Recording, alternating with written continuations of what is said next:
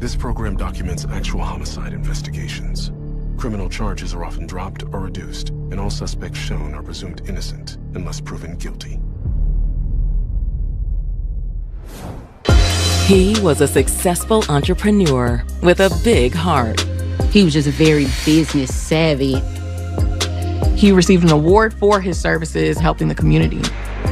Everybody loved him. Everybody. He was just a spirit you wanted to be around. And she seemed like the perfect match for his caring spirit.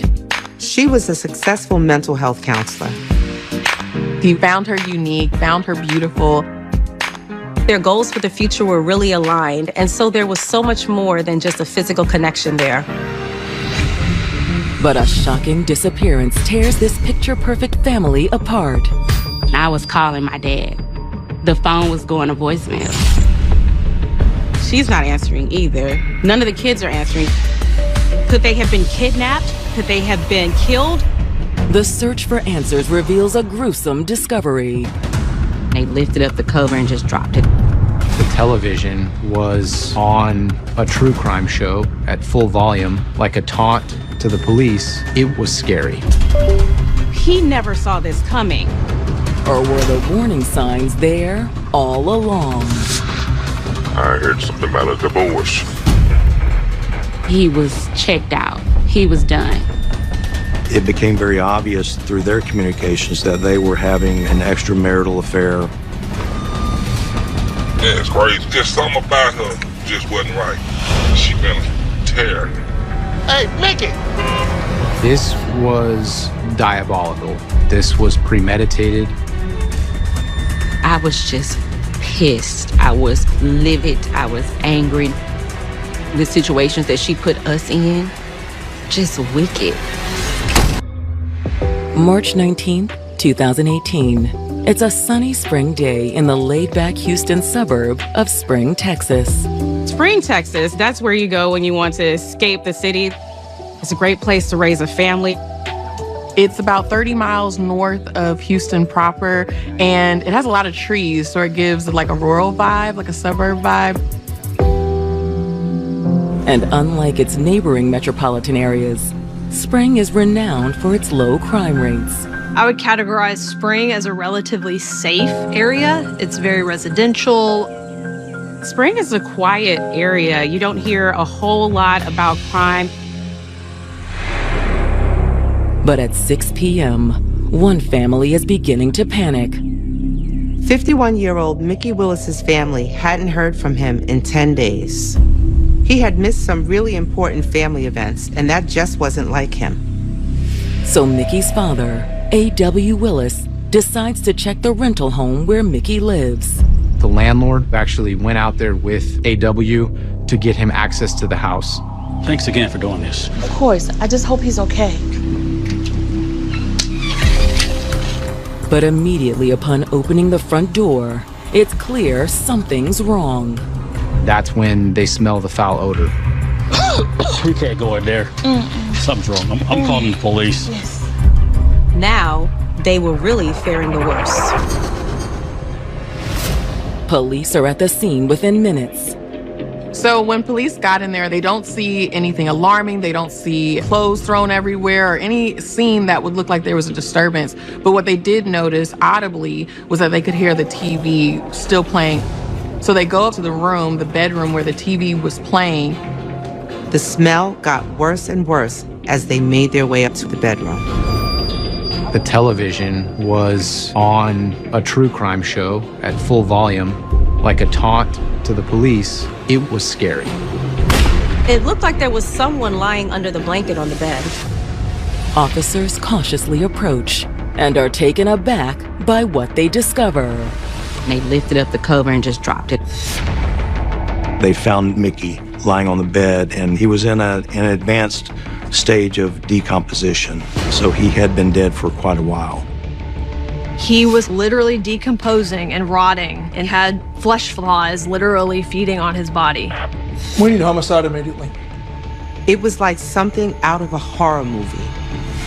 How did this happen to Mickey?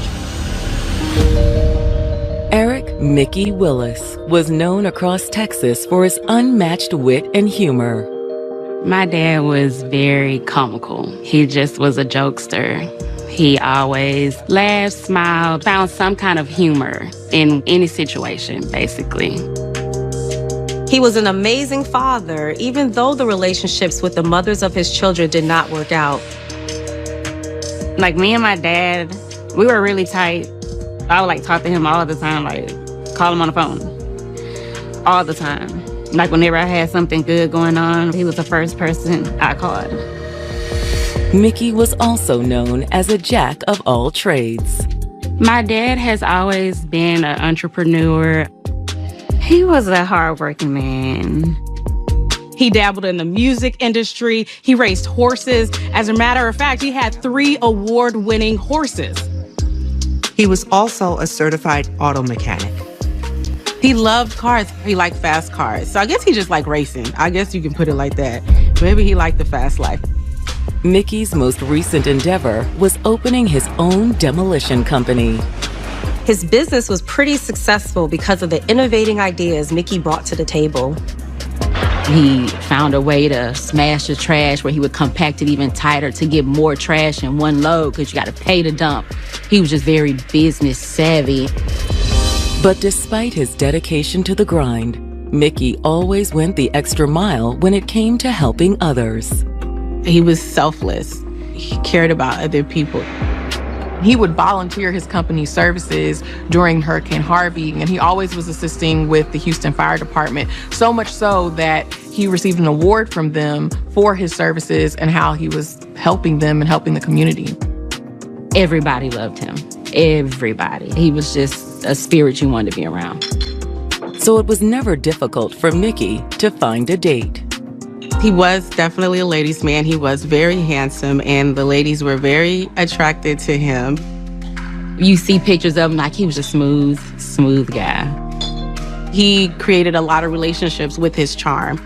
He had a few other women, but then the next one that we actually got to know and meet was Cynthia. Hey, I'm Mickey. What's your name? Cynthia. Cynthia. He was just really taken aback by her beauty when he met her. He found her unique, found her beautiful. From the get-go, they both had something to relate to, and that was their desire for a big family. Actually, I have 4 kids, all girls. All girls? Yep. Whew. Yeah, it's a trip, but they're amazing. I would actually love to be a part of a big family like that. Oh, really? Yes. They quickly found that their goals for the future were really aligned, and so there was so much more than just a physical connection there. Before long, the couple decided to take the fast track to making their hopes and dreams a reality. They ended up going to Vegas and eloping there. They didn't even tell us.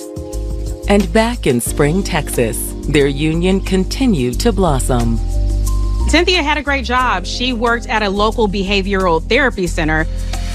She was a successful mental health counselor. Her income, combined with Mickey's demolition business, allowed them to live comfortably while continuing to build their family. Together, they had 3 kids. But now, Mickey has been found deceased in the couple's bedroom. And based on the state of decomposition, he's been there for quite some time. At this point, the decomposition was at least 10 days. And this is a gruesome scene. Detectives turn off the television, which has been eerily projecting a true crime series, and get to work examining Mickey's body. Despite the advanced state of decomposition, investigators are able to determine how Mickey died. He was shot on the left side of his head behind his ear. There was a spent casing from a 9mm weapon laying on the pillow next to him. It was fairly obvious that it was an execution-style shooting as he slept. He never saw this coming. As shocking as the discovery of Mickey's body is, there's an important question on everyone's mind. Where is Cynthia? Still no sign of the wife. After seeing Mickey's body, police are concerned about Cynthia and the children. The couple lived in the home with their 2 adult children and the youngest son who was about to graduate high school. Could they have been kidnapped? Could they have been killed? Police could only hope there weren't going to be multiple victims in this crime. 51-year-old Eric Mickey Willis had a successful demolition business and a large, loving family, with his wife Cynthia by his side. He was always laughing, joking around. He was just always happy. However, the house that was once filled with love and laughter is now swarming with police. Mickey had been fatally shot on the left side of his head, and his body was terribly decomposed. But where is Mickey's wife, Cynthia? Still no sign of the wife? Put out an APB out on the car. Yes, sir. The couple lived in the home with their 2 adult children and the youngest son, who was about to graduate high school. Could they have been kidnapped? Could they have been killed? Police only hope there aren't multiple victims in this crime. When investigators check the doors and windows, they don't find any signs of forced entry. We had ruled out any type of home invasion, any type of a planned hit from outside. Whoever did this either had a key to the home or they were let in by somebody.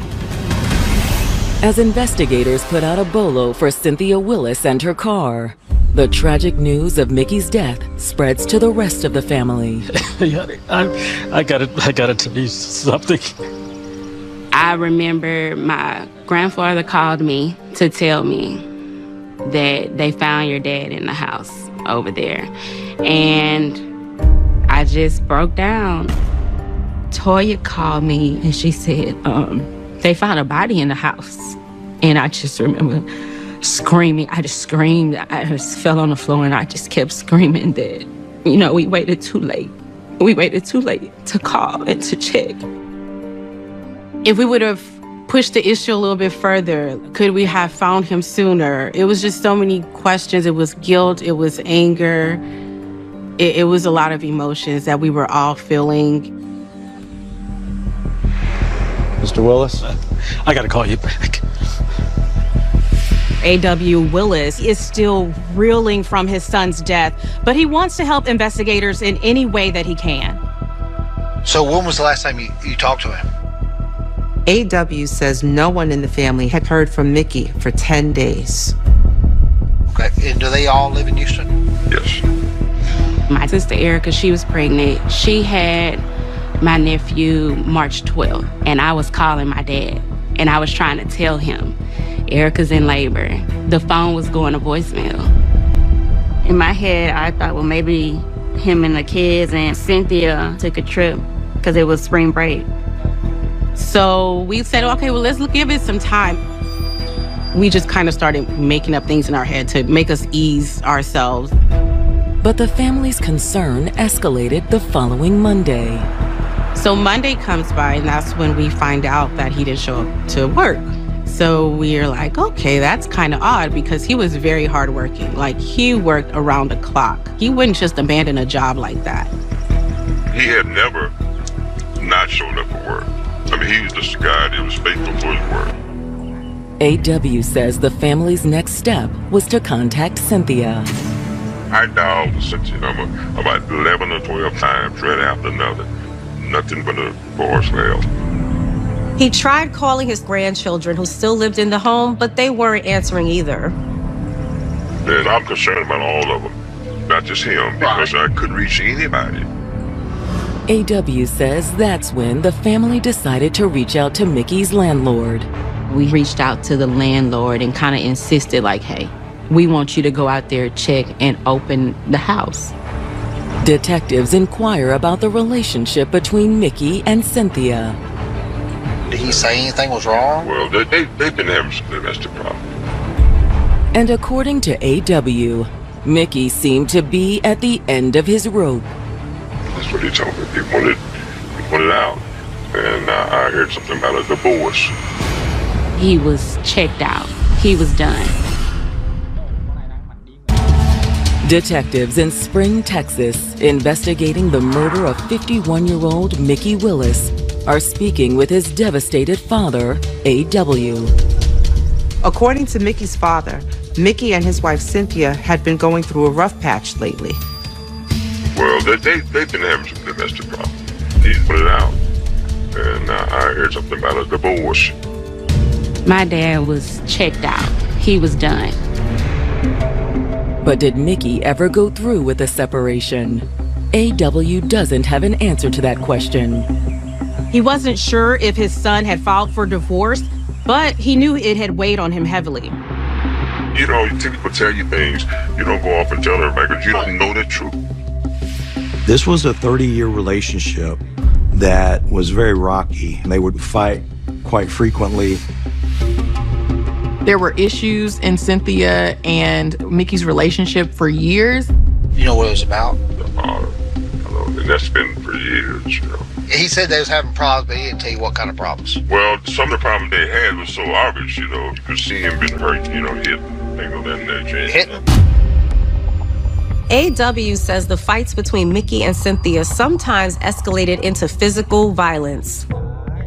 He never did. He's been hit. Like by her? You know. I've had it, Cynthia. You don't think I've had it too? I don't know if they reported it or not. He was trying to protect the girl, you know. He loved the girl. That was his kid. He loved her. And A.W. says shortly before Mickey went missing, he and his wife got a phone call from Cynthia that made them believe she was trying to mend her relationship with their son. She called my wife, and she was saying, "But I'm gonna try to do better." And my wife said, "Well, we love you, but you need to try to give your husband respect." And Cynthia said that she had done a lot of things wrong, but she was trying to do better. She was going to fix things, and she was going to make this marriage work. But did their marital woes just drive them further and further apart? Based on what investigators were hearing, they started to wonder if those marriage problems could have driven Cynthia to do something. Maybe she wasn't another victim in this crime. Maybe she did this. And I don't think he got the respect from the young lady, and never has, in a sense. But as police continue searching the entire Houston metropolitan area for Cynthia, detectives make a valuable discovery in Mickey's text messages. As they go through those phone records, investigators see that Mickey has been communicating with a woman named Jackie Caldwell. When detectives dig deeper, they uncover near constant communication between the two, starting in the weeks leading up to Mickey's murder. Jackie was a childhood friend of Mickey. They grew up together and lost contact, but then reconnected. It became very obvious through their communications that they were having an extramarital affair. In the text messages, detectives can see that Mickey and Jackie had a date planned for the evening of March 9th. So she's with him. They're spending time together the night before he gets murdered. If Mickey was planning to patch things up with Cynthia, did he let Jackie know that night? Did Mickey go meet with Jackie that night to break things off with her? To get to the bottom of this, detectives call in Jackie for questioning. All right, Ms. Caldwell, we need you to be honest with us. This might be a classic case of a woman scorned. Detectives investigating the murder of 51-year-old Mickey Willis have just brought his lover, Jackie Caldwell, in for questioning. Mickey's wife, Cynthia, and their 3 adult children are still missing. Could Jackie have something to do with it? Detectives know from reviewing Mickey's text messages that he was on a date with Jackie just hours before he was killed. But according to Mickey's father, Mickey and his wife Cynthia were planning on patching up their relationship. Did Mickey go meet with Jackie that night to break things off with her? All right, Ms. Caldwell, we need you to be honest with us. This might be a classic case of a woman scorned. But Jackie appears heartbroken by Mickey's death. She seems genuinely upset that he's gone. Detectives ask Jackie about the texts they found on Mickey's phone, and she readily admits that they were involved in a romantic relationship. It's true. I was with him Friday night. We had dinner together. The last time she saw him was at dinner on March 9th. Jackie, did something happen that night? Did y'all get into a fight? Absolutely not. So, There was no mention of a breakup. Not at all. Him and his wife were the ones breaking up, not us. We were in love. She told the officers that she loved him, that he was not breaking up with her, but that they were actually planning to go away together after Mickey's divorce. Jackie says that Mickey was dead set on them being together, that it was only a matter of him filing for divorce and leaving his wife. It's why we got together for dinner, to celebrate the start of our new relationship. He was finally leaving his wife. And you have no idea where she is now? No. But is Jackie telling the truth? It became a who's who in this situation, and they had to do some more investigating to determine what really happened. In their search for answers, investigators turned to Mickey's inner circle of friends. During the course of their investigation, investigators interviewed one of Mickey's best friends and co-workers named Lamar Banks.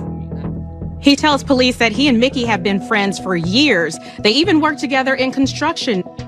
Sit there, we talk every day, talk all the time. Because they were so close, Mickey confided in him a number of things that he had not disclosed to anyone else.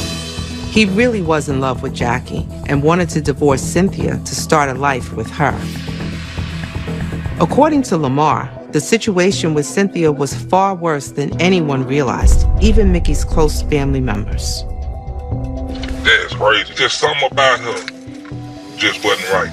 And she been a terror for the last past 30 years, man, that I've known her. He witnessed a toxic relationship of constant arguing and a lot of physical assaults that took place where Cynthia was assaulting Mickey. She swapped him. But he had no idea how bad it was until one day when he was dropping off Mickey at home. Thanks for the ride, man. I appreciate it. We'll see you tomorrow. All right, we'll get with you. All right. Took him home. And we pulled in the driveway. I'm sitting my phone, so I see somebody come out the corner, y'all. It was Cynthia, and she had a knife. Mickey trying to go in the front door. And she come around the side, on the other side of the garage, and she had a butcher knife. I stand out and look, I say, Mickey. Blowing the horn, I said, Mickey. I said, here she come. Hey, Mickey! Texas detectives are speaking with Lamar Banks, the best friend of murder victim Eric Mickey Willis. Lamar said Mickey's relationship with his wife Cynthia had become more and more violent, and Cynthia even came at him with a knife. Blowing the horn, I said, Mickey. I said, here she come. Hey, Mickey! But it was too late. When he turned around, man, she hit him. She hit him with that knife in his arm or his shoulder. He said that damn blade come all the way to the back of him. So Cynthia stabbed him in the shoulder? Oh, hell yeah, she done stabbed him, man. She done stabbed him, and man, hell yeah. Lamar says he immediately tried to help his friend. And I was reaching for my pistol in the console. I said, I'm gonna shoot that. But Mickey told Lamar he didn't need his help. He said, now. They grabbed him. And they go in the house. And he shut the door. Mickey was a family man to his core, and he didn't want to do anything that would break up the family. Mickey was a person that where his kids was more important to him than what Cynthia was doing to him. He was a family man, the way he was raised. At that time, like, he didn't press charges or he didn't want her to go to jail or anything like that. But once the couple's youngest son was nearing his high school graduation, Mickey was ready for a new life and a new relationship. He said, this boy here finna get ready to finish school. And I'm done. I'm gone. It was kind of one of the situations like, I'm just gonna stay with her till these kids get out of here and graduate and become adults, and then I'll plan my escape. Never known her to own a gun or anything, have you? I don't know what Mickey was shot with, but that's what she keep on the gun. Keep that right in her titty or her purse. It's a shocking revelation about the esteemed mental health counselor. With every new discovery, Cynthia looks more and more capable of committing murder, and police are becoming more and more concerned about the welfare of the children. So they're looking at this and seeing like, okay, there is the capacity that she could also harm her own children. So time is of the essence, and they were really trying hard to find not only Cynthia, but the children. But they still have no idea where they could be found. However, when they subpoena Cynthia's cell phone records, investigators finally get a lead on her whereabouts. So using the GPS information from the cell phones, detectives were able to track down the night of the murder. Cynthia left that home and traveled to a hotel in Spring, Texas. Not long after, it's tracked to a home in Humble, Texas. That's about 30 miles from the Willis's residence. Property records show that the home belongs to Cynthia's sister. Investigators race to the home, fearing the worst, but instead, they're met with relief. Can I help you? The couple's 3 kids are safe and sound. Is your mother, Cynthia, here? No. Why? Cynthia is nowhere to be found. Everyone in the home is clearly worried and confused, including Cynthia's sister. When Cynthia asked to stay with her for a while, she didn't think much of it. The entire time they've been here, it has been very normal. Very normal. Did you talk to your sister about what's going on? Where's Eric? We're not, I assumed either they were again separated and left again. And I didn't ask questions. We're not super close. Cynthia's sister says she was at the house last night, but no one has seen or heard from her since. And I have not talked to Cynthia. When detectives reveal that Mickey is now dead, the family members are stunned. This is the first I'm hearing about my dad being gone. Mickey's daughter says the last time she saw him was March 9th, after he was home from his date with Jackie. My dad got home probably about 12:30, a little after midnight. It was a normal night. My dad came in, he was tired. You still up? Yeah, you know how us night owls do. I talked to him for a little bit, and then he went to his room, we went to sleep. Good night, sweetheart. All right, Dad. I love you too. But early the next morning, her mother seemed panicked. My mom woke us up Saturday morning and said we were leaving. I don't remember what time, maybe 7, but it was early. She woke us up. Wake up. Wake up now. We gotta go. What's going on? I'm gonna explain to you later. Come on, we gotta go. We gotta go. Come on. She didn't give them any options of taking clothing or toothbrushes or anything like that. She rushed them all out of the house and they left. They just assumed their parents had gotten into another fight, and that's why they were leaving the house. They argue a lot. I mean, I guess it was getting worse, but we didn't really pay that no mind. It was just our new normal. What happened then? She said we were going to her aunt's house. And then we been here ever since. My mom said we couldn't go back home. But the siblings say that on the night of the murder, none of them heard a gunshot go off. And you didn't hear any scuffling, you didn't hear any noise? I didn't. Between the time you went to bed and she woke you up? I didn't hear loud. I didn't really hear anything. Could Cynthia have used the television in the bedroom to drown out any noise? When the officers got there, the television was on and it was turned up loud. It was true crime stories that were on the TV at the time Mickey was killed. And so you start to wonder, was she trying to acclimate the environment, those others who were in the home, to the sounds of gunshots? Was that part of her plan? And it seems like it was. Cynthia's youngest son, 17-year-old Eric Jr., echoes his sister's claims. So he talks about how, everything seemed normal the night before. The next morning, the mother rushes them out of the home. But he adds another crucial piece of information. According to Eric, the day after they moved into his aunt's house, his mom made a chilling statement. She said something really messed up, man. What did she say? She said that she hurt him real bad. She said it was out of self-defense, that Mickey tried to hurt her and she was only protecting herself. He never thought his mom had hurt his dad so bad that she'd killed him. I mean, they fight all the time. I just thought it was another fight. But now Eric Jr. feels confident that his mom is a killer, and his siblings agree. She killed him. She killed our dad.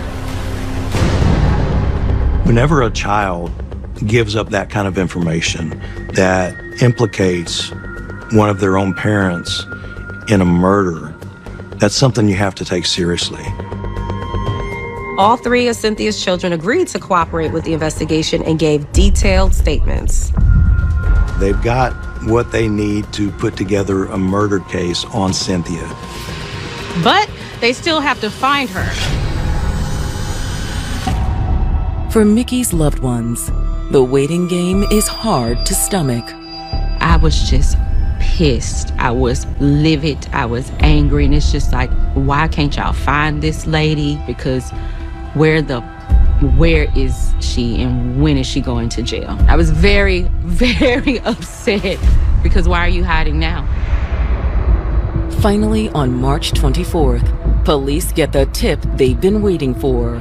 They get a tip that Cynthia may be at an apartment complex down close to Pearland, Texas, which is further south of downtown.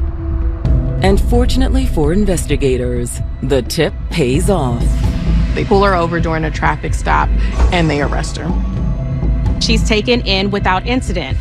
From there, she's transported to Harris County for an interview with detectives. When investigators take her in for questioning, what's interesting about this whole dynamic is she is mum. She doesn't say anything. She doesn't admit to anything, confess, but she also doesn't deny. Instead, after she's read her Miranda rights, she asks for an attorney. Even without a confession, investigators have what they need to charge Cynthia with first-degree murder.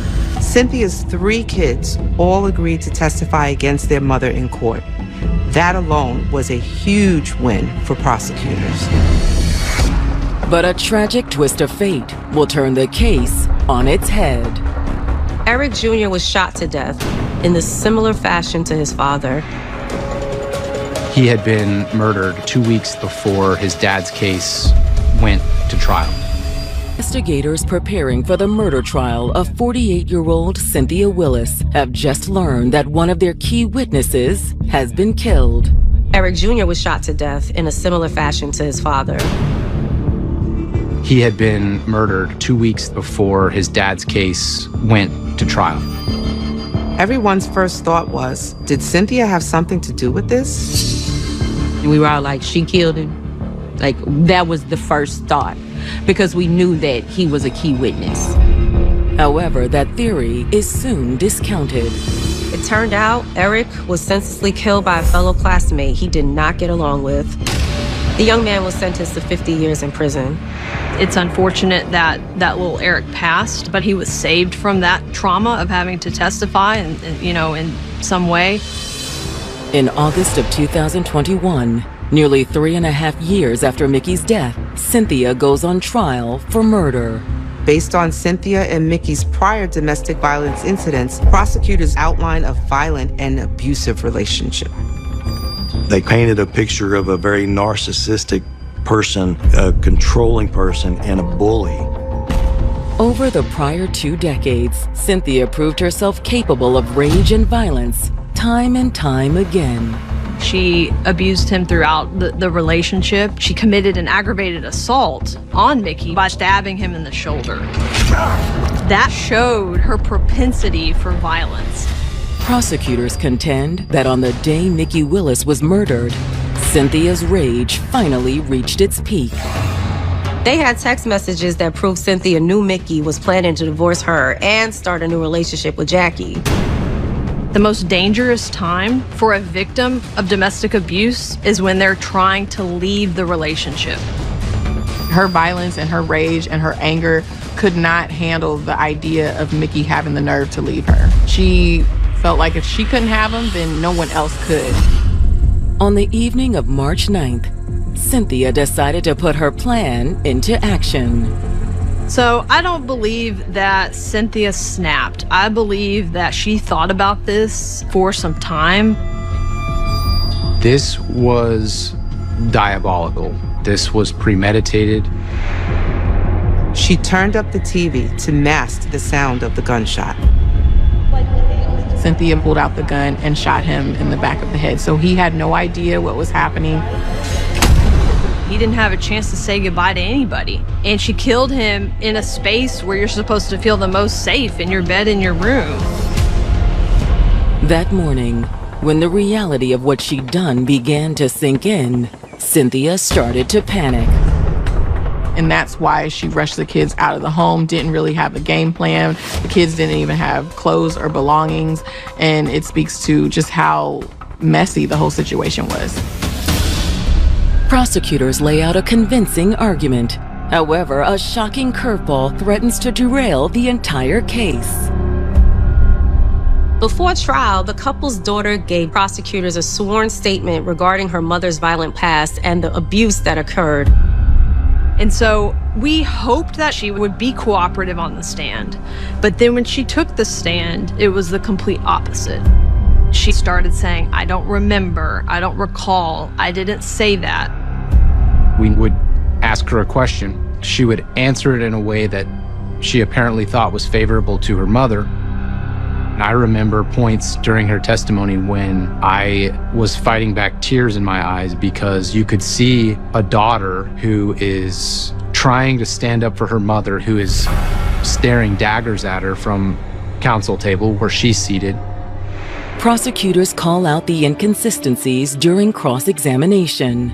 We already had a prior sworn statement from her in our back pocket, and so when she would deny making that prior sworn statement, the statement would come into evidence.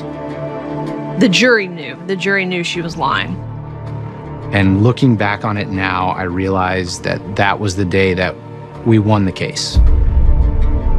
After a week-long trial, jurors returned with a verdict. They find Cynthia guilty of the murder of her husband. I remember when they said guilty, Stephanie was sitting next to me, I just grabbed her hand and I started crying. I mean, I hadn't cried many times through that proceeding, and I cried then because we made it.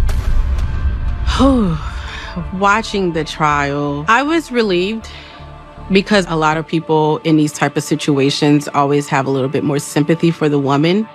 During sentencing, Cynthia continues to profess her innocence. She took absolutely no responsibility. When she finally had her opportunity to speak on her own behalf, she wanted to try to throw Mickey under the bus. She said, I was the victim, that Mickey had cheated on her throughout their marriage. She talked about how he hung out with very suspicious people. And so she was just continuing to kind of dog his character and really speak down on him. Regardless, the jury has little sympathy for the former mental health counselor. The jury sentenced her to 50 years in prison. A 50-year sentence for Cynthia means that she will not be eligible for parole until August of 2047. And at that time, she'll be 77 years old. So this pretty much is a life sentence. Was it enough to say, you know, I feel completely satisfied? No, but, you know, it would do for now.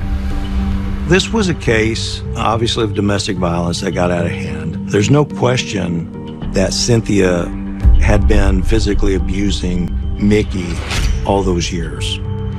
I mean, this is someone whose job was counseling others about their mental health, and then she turned around and killed her husband. It really shows that this can happen to anybody. For men, I know it's difficult to admit that you're getting abused, but it's okay. Just because she's a woman doesn't mean it's okay for her to be verbally abusive or physically abusive. So my advice is get out while you can, because it's not gonna get any better. My dad just was a very loving, caring, giving person. And had it been what my daddy would have wanted, we all would have been a big, happy family. So we cremated him. Everybody's got a little mini urn. Everybody's got a necklace or a bracelet. So she was a feisty young mother rising above her past and living out her truth. She was a very independent, strong-willed woman. She was in a common law marriage, and it was a beautiful thing for them. But in the midst of holiday festivities, she suddenly goes missing. The calls started going straight to voicemail. I can't find her. I don't know where else to look. Did she run off to start a new life? The spark fizzled out, and Jackie decided she needed more. He said that she had left and gone to a modeling gig in Miami. Or will investigators find her closer to home? Can I just need you to stop breathe? Breathe. You gotta control your breathing. Her body is right under their noses the entire time. As detectives uncover the secrets of the past, a dark truth comes to light. I thought we were something special, something to be together forever, but she would leave me. He tries to say she would just go in and out of his life, that she had a bunch of men in her life. He would demand to be treated as a god, to be called the Messiah. He said he was the Antichrist a couple times and his mom was the devil. It was freaky. And when a second woman vanishes, the fight for answers reaches an all-time high. Said that she was pulled out. What the guy that she's known only too much. They need to get ahead of this thing fast or risk finding another body. It's a living nightmare for them. January 1st, 2018. It's New Year's Day in Dallas, Texas, and the city's residents are winding down after a night of excitement. New Year's for Dallas, you can pretty much find any type of party or social gathering. But like most major cities, Dallas gets very busy around the New Year's. Families get together, going from home to home, party to party. They're celebrating life. They're celebrating a new year, new beginnings. Things are changing and shifting. But for one local mother, her life has taken a turn in the new year that she never could have expected. It's been over a week, and she hasn't heard from her daughter, Jacqueline Hughes, who's 34 years old. Come on, pick up. Jackie dropped her own two daughters off on the 22nd and was supposed to return for Christmas. Instead, Jackie's mother had received a single text message. The last time that she had heard from her daughter was on Christmas Day, when she texted her to say Merry Christmas. After that, she doesn't hear anything else from Jackie. Jackie's mother is experiencing just extreme panic and worry. Jackie, you're really freaking me out. Please, call me back. The girls miss you. Jackie was considered a strong mom. She never abandoned her kids. There's that cold spine tingling feeling where you know something is wrong. Jackie Hughes refused to let her past define her. Growing up on the south side of Dallas, she got into a lot of trouble. Jackie was feisty. She was not going to allow anyone to tell her what to do. She started getting in trouble in middle school, and that kind of went into fighting, just getting into some heated arguments in high school, which ultimately landed her in juvie. As a young adult, she also got into some trouble. But since becoming a single mom in her late 20s, Jackie had worked hard to stay on the straight and narrow. Jackie was a very independent, strong-willed woman. She was taking classes at a local trade school for a better future for her and her girls. And it was there she met someone who seemed like the perfect partner, 37-year-old Stella Andrews. Hey. Hey. Great job on your presentation in class earlier. I wish I was good at public speaking. Oh. It would be a bit terrifying. I guess there's not much that really scares me. There was an instant connection and attraction between them. So it wasn't long before they became a couple. They considered themselves in a marriage type of relationship. She was also like a mom figure to the kids. They were living their truth. They were living the life that they wanted for themselves, and it was a beautiful thing for them. However, after almost a decade together, Jackie became restless. After a long 9 years, their relationship began to fade. The spark fizzled out, and Jackie decided she needed more. So she turned to the World Wide Web. She meets someone new online and connects with 31-year-old Brandon Sampson. Brandon actually came from a really good family. His father was a local tax accountant. His mother was a PhD doctorate professor at a local college. He's handsome, he's smart, he's funny, and they like the same type of music. They didn't waste any time arranging to meet in person.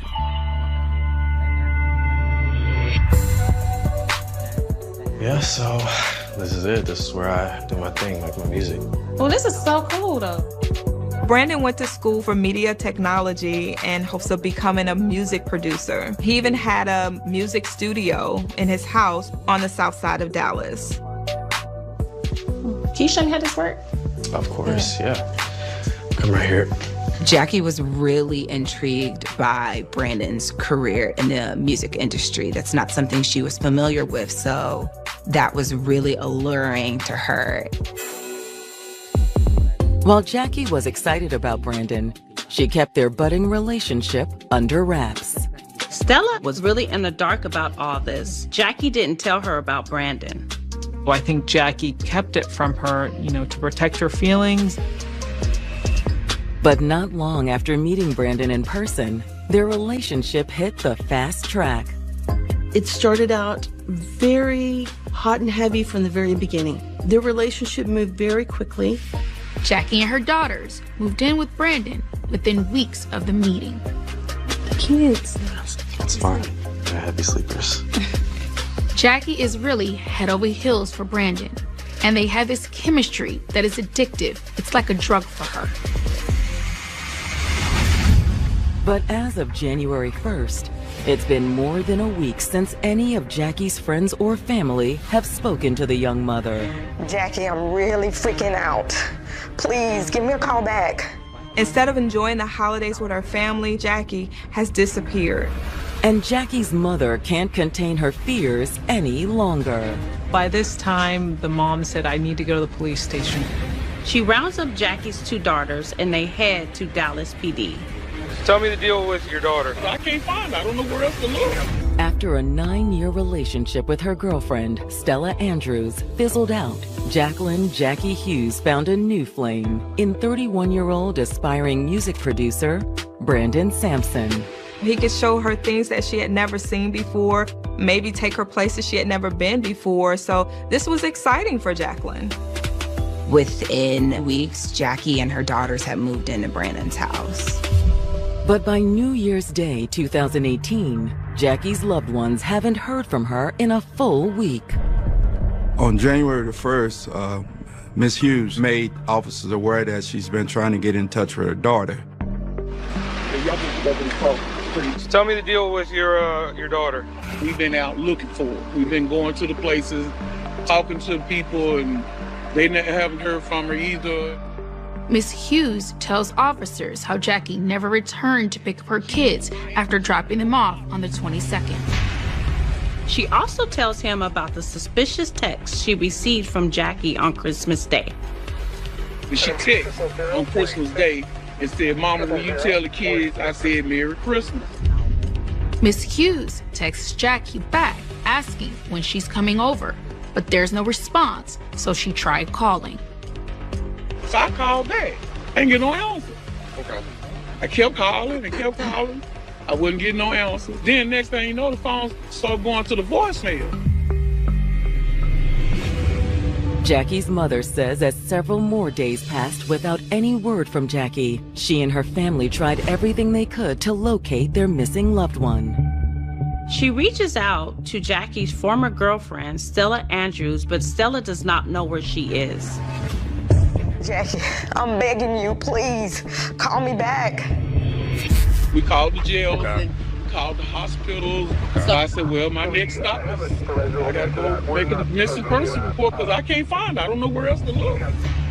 But since Jackie is a healthy adult, there's only so much police can do. Police file a report, but it's not your typical missing persons report. We was just wanted to locate report due to the age of Jackie, and it'll make her aware that her family is looking for her. It's pretty much, hey, your family's looking for you. You need to give them a call. Officers also offer to execute a welfare check at Jackie's last known address. Where was the last place y'all know she was staying at? Miss Hughes tells the officer that Jackie had recently moved in with a new man that she started dating, but she doesn't know his name. That she was staying, one of the girls that told us that they were staying over in Cedar Hill. Miss Hughes says, in fact, she'd tried searching for Jackie there herself. They didn't answer the door. When I went over there, they didn't answer the door. Okay. When officers head to the residence, they're also out of luck. They knocked on the door, but nobody answered. So at that point, they really couldn't do anything. Their hands were tied. However, they do learn the owner of the home is a man named Brandon Sampson. So they assume this must be the man Jackie has been dating. After receiving no response at the residence, the police officers leave their business card on the front door with a note directing Brandon to reach out to them once he returns home. Police also follow up with Jackie's former flame, Stella Andrews. Okay, you and Jackie, you consider yourself common law married to her? Yeah, you can say that. Y'all been together for 9 years? Yes. She confirms they separated recently, but says they remain close. We separated for a minute, but we're still seeing each other? Yeah. Stella didn't even know Jackie had started dating someone new. Had you ever known her to go to this house? I didn't even know she was going. I didn't even know she Do you know this guy, Brandon? No, she was hiding it from me. And I kept asking her because I was like, something was right because you know your spouse. Stella said the last time she verbally spoke with Jackie was around December 21st. And everything seemed to be fine then? Yes. Did she tell you where she was? No. Stella assures detectives she'll let them know if she hears anything from her missing loved one. I need you to keep your ears open, and if somebody knows something, we need to get their ass up in here. Point blank. I'm on it. 3 more days pass without any sign of Jackie. Jackie's family is extremely concerned for her. They've put out flyers, they put out notices, they're talking about on Facebook if anybody's seen her. It's a living nightmare for them. But on the evening of January 4th, police dispatch receives a shocking phone call that will send this missing persons case spiraling in an entirely new direction. 911, what's your emergency? Yes, I need somebody here like as soon as possible. The caller is begging for help. Can I see that somebody got shot? And she seems to be comforting someone else in the background. Breathe, breathe. You gotta control your breathing. 3 days after filing a want-to-locate report for missing mother Jackie Hughes, Dallas police have received an alarming 911 call. I need somebody here like as soon as possible. The caller is begging for help, and she seems to be comforting someone else in the background. Breathe. You gotta control your breathing. The caller identifies herself as 21-year-old Monica Ellis, and she says her friend has been shot. Yes, somebody got shot. I need an ambulance here like ASAP. Where are you? The address is one police are already familiar with. It's the same location of Jackie Hughes' last known address, the home of her boyfriend, Brandon Sampson. Ma'am, they're driving to you, okay? Okay. Once on scene, EMTs tend to the shooting victim, a friend of Brandon's named Derek Knox. Brandon and Monica are unharmed, but Derek has been shot twice in the leg. Fortunately, he's expected to make a full recovery. As paramedics transfer Derek to the hospital for treatment, officers stay behind to take a statement from Brandon and Monica. Brandon, are you aware we were here a few days ago regarding the disappearance of Jackie Hughes? What? No. Yeah, we have a lot to talk to you about. But first, let's talk about this evening. What happened? Brandon says it all started around 7 p.m. He says he was at his house with a couple of friends just sitting around. And all of a sudden, there's banging on the door. Hey, where is she? Where's Jackie? Where's my sister? Brandon says it was Jackie's brother and another man he didn't recognize. I can see y'all in there. Come with me, Colin. What you got going on, man? It's nothing, man. Just go lock the front door for me. Brandon runs to the back. The friend runs to the door to try to latch it and ends up getting sprayed with bullets. Brandon's friend got shot through the door, and the shooters fled the scene. Brandon says he and Monica immediately rushed to Derek's aid and tried to stop the bleeding. Which is when Monica calls 911. I need somebody here like soon as possible. That sound like an accurate depiction of events to you, Monica? Yeah. I didn't get a good look at the shooter, but that's what happened. And you're sure Jackie's brother did this? Yes, sir. He's been here multiple times, looking for his sister, harassing me. Do you know where she is? Yeah. I mean, that's what I was trying to tell him before he came over here the first time, but he wouldn't believe me. Brandon said Jackie went to Miami for a modeling gig and to start a new life. He says he drove her to the airport on the 25th, and he hasn't heard from her since. I was pretty bummed about it, to be honest, but I guess she's just following her dreams, so. He says he figured their relationship had run its course and it was time to move on. To police, Brandon's story about Jackie's disappearance is somewhat suspicious. Why would Jackie leave her family without so much as a goodbye? But now they have a second crime to investigate. They needed to figure out who shot Derek. Was Jackie's brother really the one responsible?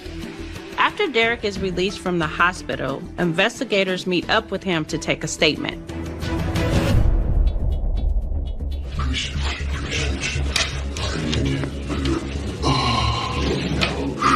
Derek is still in a lot of pain from his injuries. Thanks for waiting. How we doing? Terrible. Terrible. Yes. Pretty quickly, Derek confirms Brandon's account and says Jackie's brother is the one who shot him. How do you know it was the brother? Because he reached out to me while I was in the hospital. He reached out to you? What did he say? He was trying to be apologetic and saying that he didn't mean to hurt me. He was really trying to go for Brandon. Derek is also able to pick Jackie's brother out of a lineup as the one who shot him. That's pretty damning evidence. After wrapping up their conversation with Derek, investigators immediately bring Jackie's brother in for questioning. All right, so man, like I said, appreciate you coming down here. We're trying to get down to the bottom of this because, you know, everything is fresh for us, okay? So.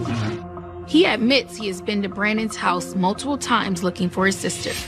I had been over damn near each day, knocking on the door like I'm the police, because I'm trying to find her, you know what I mean? Yeah. Because I can't keep taking my mama crying, you know what I'm saying? I can't do it.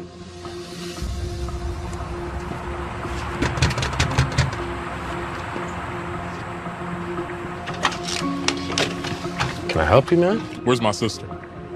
You mean Jackie? She went to Miami, man. I haven't seen her since, like, Christmas Day. Jackie's brother says immediately that he knew Brandon's story about Jackie flying to Miami for a modeling gig was BS. I'm like, hell no. Yeah. I'm scared of heights. She's scared of heights. Ain't nobody finna do no flying. And she ain't gonna get at me before she go anywhere. Yeah. First of all, Jackie is deadly afraid of flying. She wouldn't even get on a plane, and Jackie had never had a modeling career. That was nothing she had ever discussed with anyone. Come on, man. Ain't no way. You expect me to believe that? It's not about what I expect you to believe, bro. I'm telling you the truth. So he was like, oh, well, maybe she misled me. I said, oh, no. You can quit lying right now, man. They ain't gonna fly. So I tell him, well, I'll be in touch, you know what I mean? You're gonna see a lot of me from her until I find my sister. Despite his suspicions of Brandon, Jackie's brother says he didn't have anything to do with the shooting that took place at Brandon's home. Were you over on that street that night? No, I went over on that street. Regardless, police have no choice but to place him under arrest. You got picked out of a lineup. We have a warrant for your arrest for the shooting, okay? They're gonna take you down to jail, you get bonded out, and we're gonna sort all this out, okay? Unfortunately, that's what we got when we got a witness that picked you out. Following the arrest of Jackie's brother, investigators looked deeper into Brandon Sampson's claim that Jackie flew to Miami. Really? So they first called the airline to see if there was a ticket for Jackie out to Miami at any time that day. There was no record of a Jacqueline Hughes purchasing a flight to Miami or anywhere else for that matter. Did Jackie lie about where she was going, or did Brandon? Someone isn't telling the truth here. And on January 8th, Jackie's mother makes another discovery that will turn the case on its head. She sees social media posts from Brandon from that same day. In these posts, Brandon is implying that he has murdered Jackie Hughes. 2 weeks after Jackie Hughes was last seen, investigators are beginning to suspect her boyfriend, Brandon Sampson, could be involved in her disappearance. Brandon gave the story that she had left and gone to a modeling gig in Miami. But investigators can't find any evidence to support Brandon's account. There is no history of Jacqueline Hughes purchasing a ticket to Miami or anywhere else for that matter. Jackie's family is convinced that Brandon is lying. And on January 8th, Jackie's mother makes an alarming discovery that fuels their suspicions.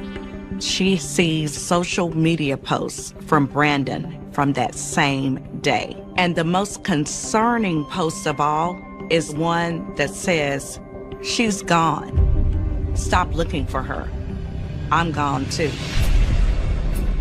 In these posts, Brandon is implying that he has murdered Jackie Hughes and that maybe Brandon is attempting to flee as well.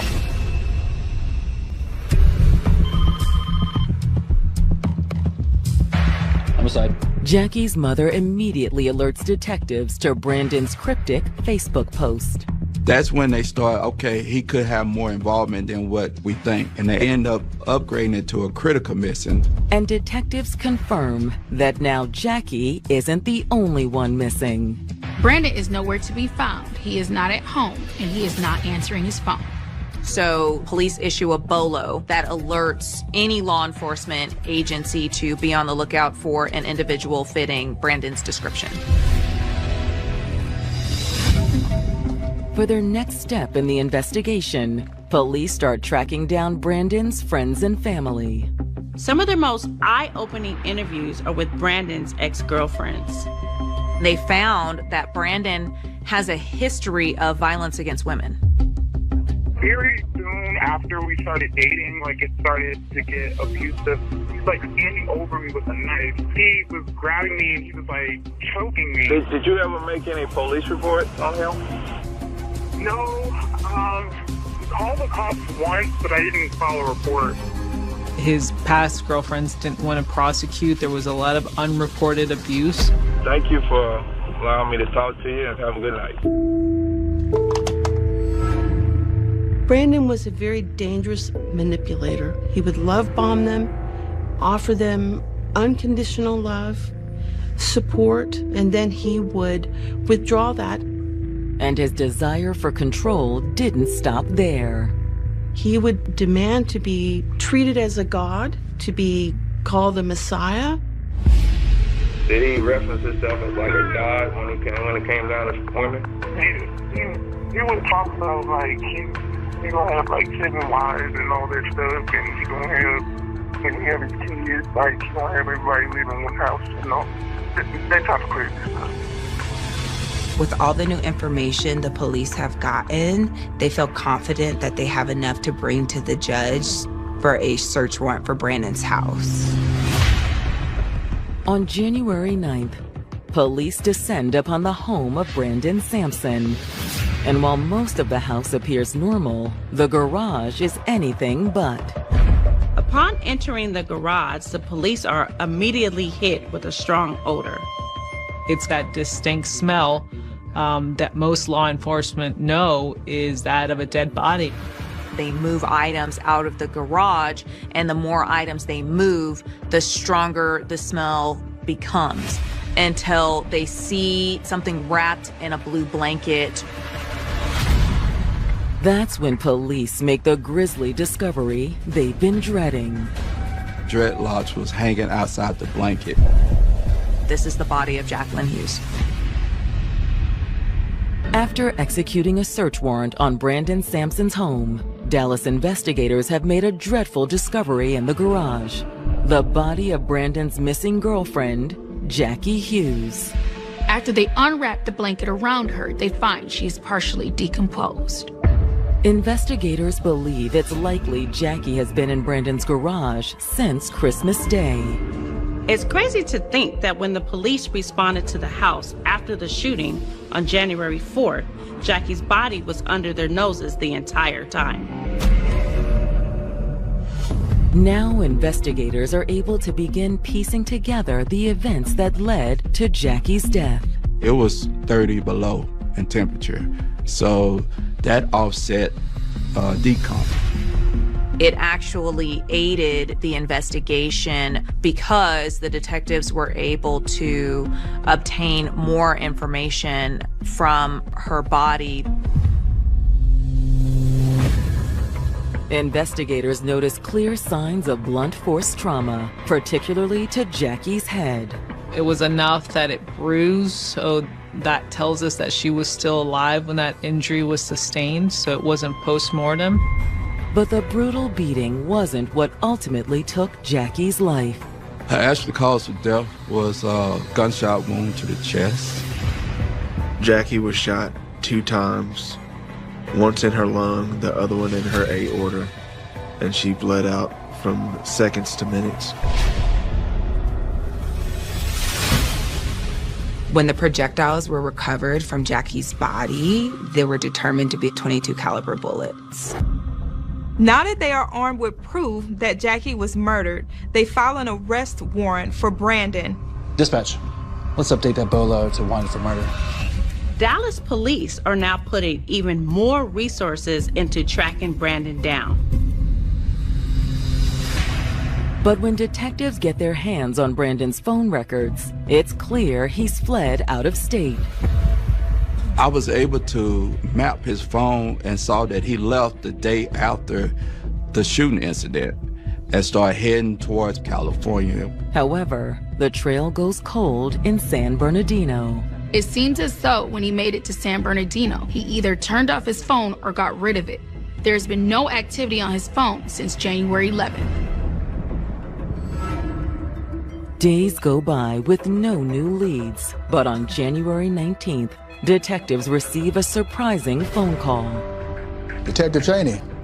The woman's name is Janice Hansen, and the reason for her call is nothing they could have expected. Janice said that she was referred to them after she contacted the Dallas police to report her 21-year-old daughter, Monica Ellis, missing. It's the same Monica Ellis that was at Brandon's house the night of the shooting. The last time I talked to her was on January 3rd. When she came to the house, she said that she was moving out with the guy that she's known only 2 months. She learned that Brandon was wanted for murder, and she tried to contact her daughter, but couldn't get a hold of her. I never would expect this, that she'd go and meet someone that's done something like this. And I don't know where she is. She hasn't talked to me. She hasn't called or texted. Now, Janice is terrified that her daughter Monica has become another victim of Brandon's. Knowing what Brandon is capable of, detectives share Janice's concerns. Police knew they needed to get ahead of this thing, and fast, or risk finding another dead body. They immediately start looking for Monica and pull her phone records, but just like Brandon's phone, they found that it has been deactivated. 2 more weeks pass with no leads on Brandon's or Monica's whereabouts. But on February 3rd, investigators receive another promising tip. It's from a woman living in San Bernardino, California, which is the last place Brandon's phone pinged. She told me, I got a guy that you are looking for a murder stand with my father. Finally, investigators have the lead they've been praying for.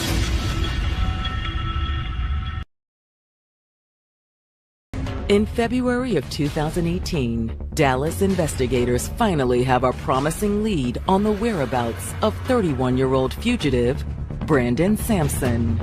Brandon is wanted for the murder of his former girlfriend, Jackie Hughes, and is implicated in the disappearance of his current girlfriend, Monica Ellis. Investigators' new lead comes from a woman over 1,000 miles away in San Bernardino, California. She told me, I got a guy that you are looking for a murder stand with my father. In tandem with Dallas police, California investigators swiftly descend on the home. They just happened to catch him when he was out in the lawn drinking his coffee. Brandon Sampson, you're under arrest. Man, I didn't do nothing, man. Worried that Brandon might have done the same to Monica as he did to Jackie, officers demand to know where she is. Where's Monica Ellis? She's inside. Was Monica another victim of Brandon's at this point? Brandon, what's going on? Let me see your hands. They discover that Monica is not hurt, that she is safe. Officers are relieved that Monica is unharmed. And as they clear the home, they come across a piece of evidence that further implicates Brandon in Jackie's murder. They found a .22 caliber firearm underneath the bed that Brandon was sleeping on. This was the same type of weapon that was used to kill Jackie Hughes. After Brandon is extradited back to Texas, Dallas investigators are eager to sit down with him. I'm gonna get to this straight. We did find Jackie, and she is deceased. And so Jackie was found at your residence. No way. Yes. You have any clue about that? No, I didn't know she was found at my residence or anything like that. Brandon insists that he's innocent, he had nothing to do with this. Really, he starts with victim blaming, is what we call it. Jackie was the problem. Jackie was the one playing with my emotions. And Jackie left me. Me and Jackie's relationship was a confusing relationship because I thought we were something special, something to be together forever. And she thought the same thing in my eye. But she would leave me. He tries to say she would just go in and out of his life, that she had a bunch of men in her life. He also denies making the social media post that would link him to Jackie's murder. You never posted anything on Facebook? Hell no, I never posted You sure? on Facebook. I'm 100%. I hadn't had a Facebook or touched You have quite a few What I'm Facebook pages. I haven't had a Facebook or touched a Facebook or anything like that since before Christmas. He denies that he knows anything. So the detectives try several different ways to confront Brandon with evidence that they have been gathering. You know, there's some projectiles that was found inside Jackie's body. Would that projectiles be shot from that gun that you was caught with? No, it shouldn't be at all. It shouldn't. And you should say yes or no. You should know. What I'm saying is no, because I never shot that gun before. He never really admits to anything in terms of shooting that firearm. You could tell he was lying.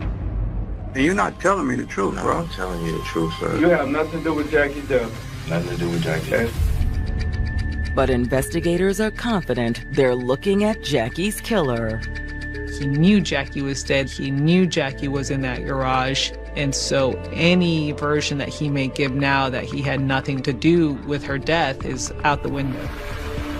At the end of the interview, they charge him with murder.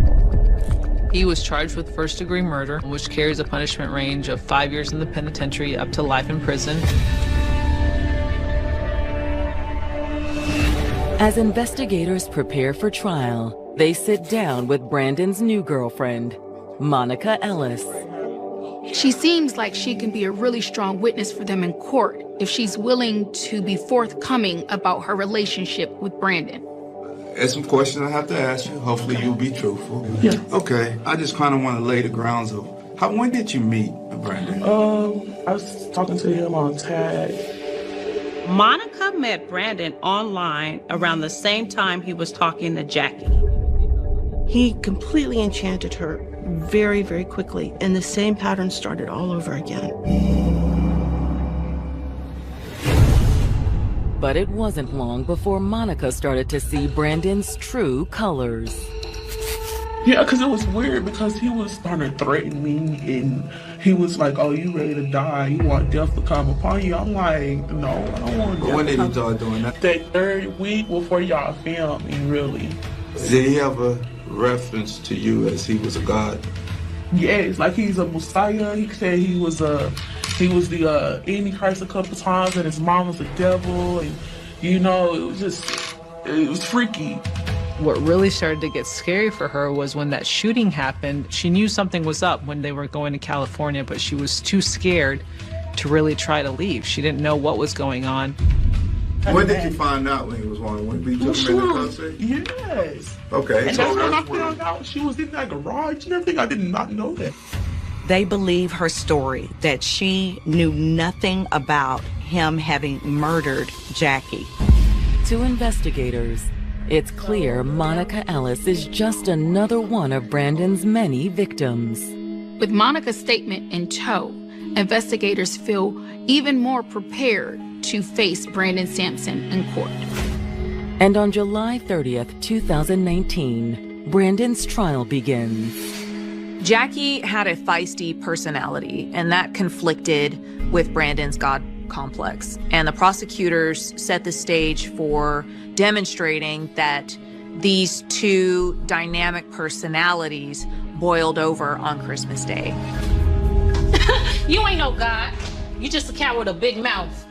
You can't speak to me that way. I speak to you how I want to. You don't own me. And I think really that's when the violence came out in Brandon Sampson against Jackie. But Jackie was a fighter, and she wasn't going down easy.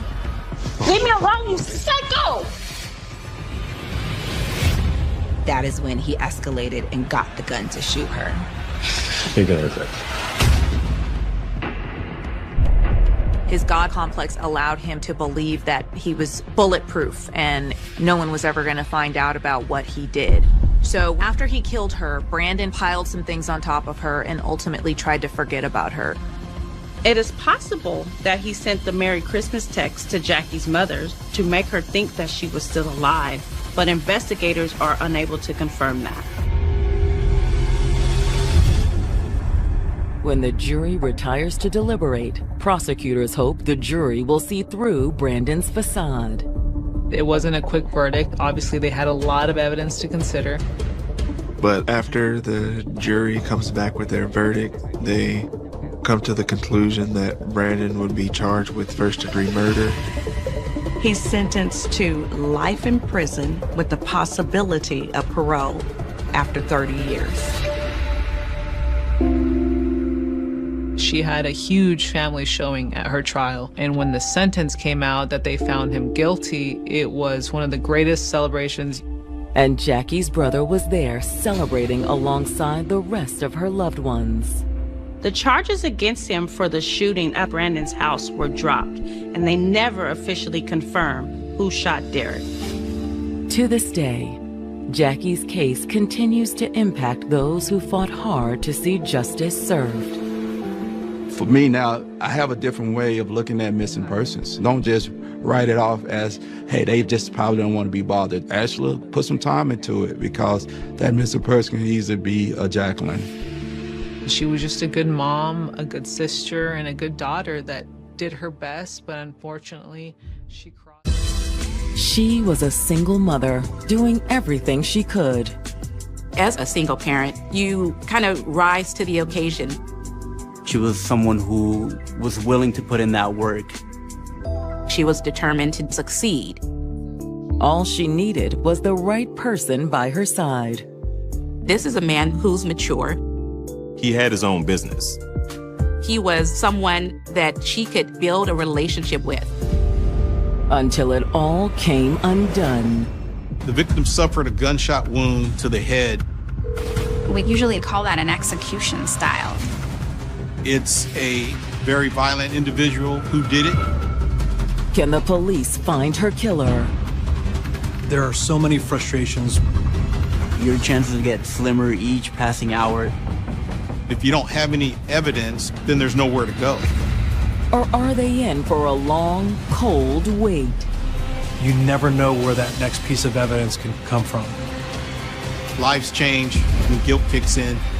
All those years, you could have picked up the phone.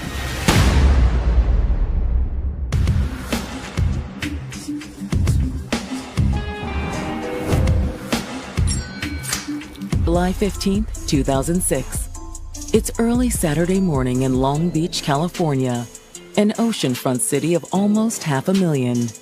Long Beach is the best of both worlds because it's got that city vibe, but then it's got some really nice beach areas and restaurants and some great tourist spots. It also has some spots that aren't on any tourist's itinerary. You've got a lot of industrial area around there, but it's got this character of blue-collar, working class. You have this underbelly, you have all these socio-economic issues. There is a, we'll say, seedy side with gangs and drugs and violence. And as the sun comes up that morning, it shines a harsh light on Long Beach's unsavory side. Are you okay? The person that was jogging outside had noticed a woman's body on the ground. But when he moves closer, the man realizes the woman isn't okay. Oh, God. The victim suffered a gunshot wound to the head. The man who found her called 911. And when first responders arrived on the scene, they confirmed that she was dead. But it's not until homicide detectives arrive on the scene that police are able to determine the dead woman's name. She didn't have her ID on her.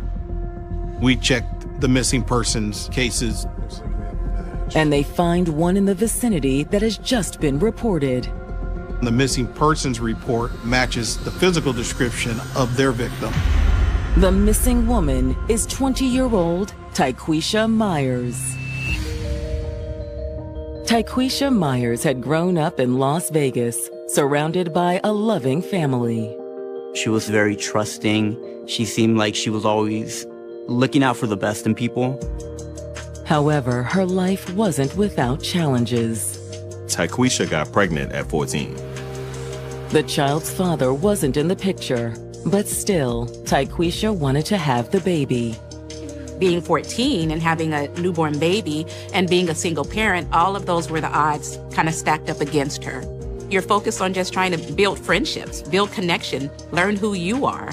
And now you're thrust into parenthood to now begin to turn your focus onto this child. And not really knowing how to parent because she was just a child herself, that was a very challenging time for her. But Tyquisha rose to the challenge by throwing herself fully into motherhood. She was determined to do better and not just succumb to what she was experiencing. Because as a single parent, you kind of rise to the occasion and try to learn and do all the things so that you can succeed. But there was still something missing.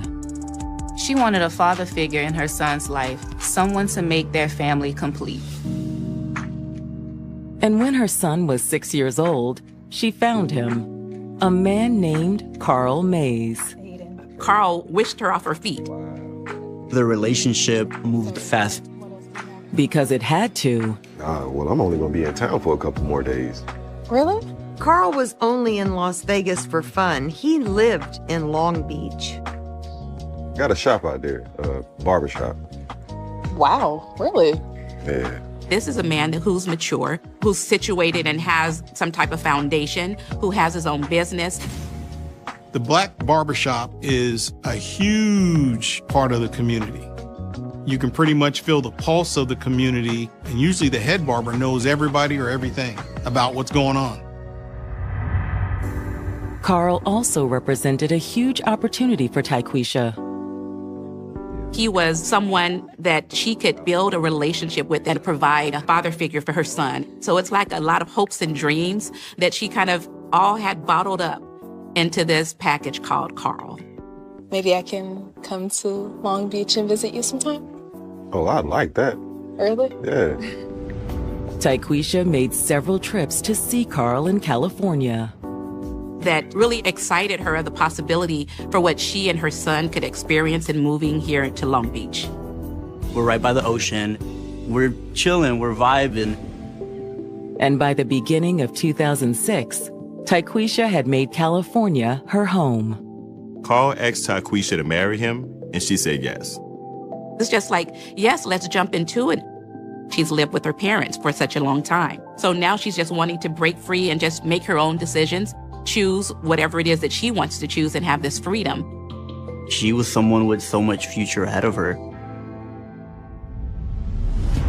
But now it appears that Tyquisha will never have the opportunity to embrace that future.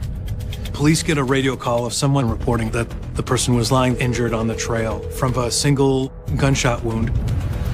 The detectives respond to the crime scene, and then a crime scene is established where the victim or where the body was found. The yellow tape goes up. No one's allowed to come close so that the forensic technicians can start taking pictures. Tyquisha had been reported missing the day before by her husband. But does that mean he's off the hook? You have a female that's murdered and dumped on the side of the freeway. A gunshot wound to the head means it's personal. We were all saying it's a really angry spouse that might have done it. A new chapter in her life. She's lived with her parents for such a long time. She's wanting to venture out and start her own family. She and her 6-year-old son were in the process of moving to Long Beach, California. But she wouldn't be in Long Beach alone. Just a few months earlier, she'd met and married 28-year-old Carl Mays. Carl ran his own barbershop in Long Beach. Seeing this as an opportunity to just have this love and acceptance and have the support of a male figure who is mature, who is established, who has a job, and who seems to be self-sufficient. Only now, Tyquisha's new beginning has come to a violent end. Soon after Carl reported her missing, Tyquisha was found alongside a bike path, dead from a single gunshot wound to the head. When you have a gunshot wound to the head, usually we call that an execution-style murder. Somebody was pissed off, or it's a very violent individual who did it. But who was it that pulled the trigger? Based on how this crime occurred, just the nature of it, you're gonna look for that maybe heat of passion suspect. Leaving CSI and the coroner's team to finish processing the scene and remove the body for autopsy, the detectives decide it's time they talk to Tyquisha's husband, Carl. The husband, the boyfriend, they're the first people you go to. Could it have been somebody else? Absolutely. But that's the first place you look.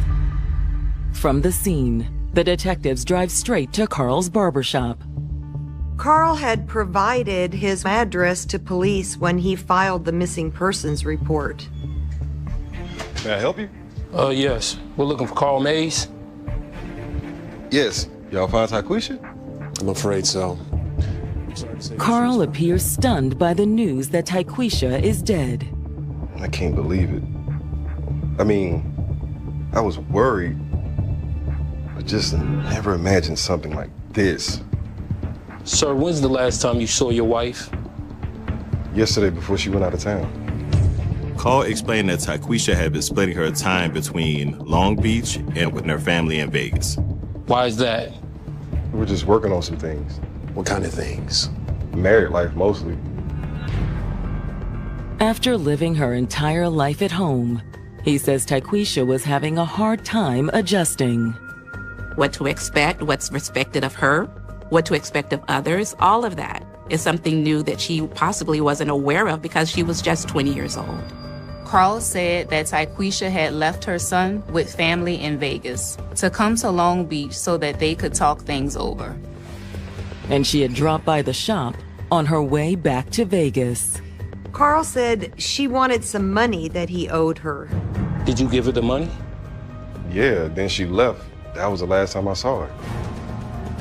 Carl says he'd assumed Tyquisha had gone back to Las Vegas until he got a frantic call from her mother. Her mama hadn't even heard from her, and nobody knew where she was, and it just didn't make any sense. So that's why I called the police.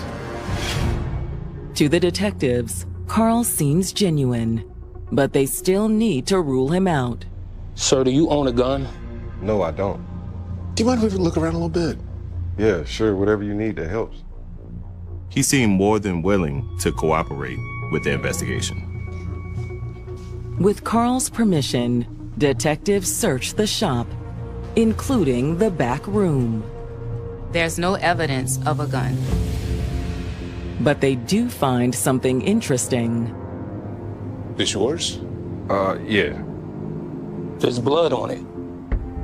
He said that the blood was there because he cut himself while he was working. It seems plausible, but detectives want to make sure. You mind if we take it with us? Yeah, we'd like to run some tests. Yeah, sure. I'll bag it and take it to the cruiser. Then, after talking to Carl, detectives talk to the other barber who works in the shop, a man named Harris Finley. They start by asking him about Carl and Tyquisha's relationship. When I think of a barber in a community like Long Beach, I think about a place where people are gonna talk about their lives and talk about their stories. Maybe there's a lot of joking, but maybe there's a lot of complaining. Their instincts are right. Carl had told Harris a lot about his marriage.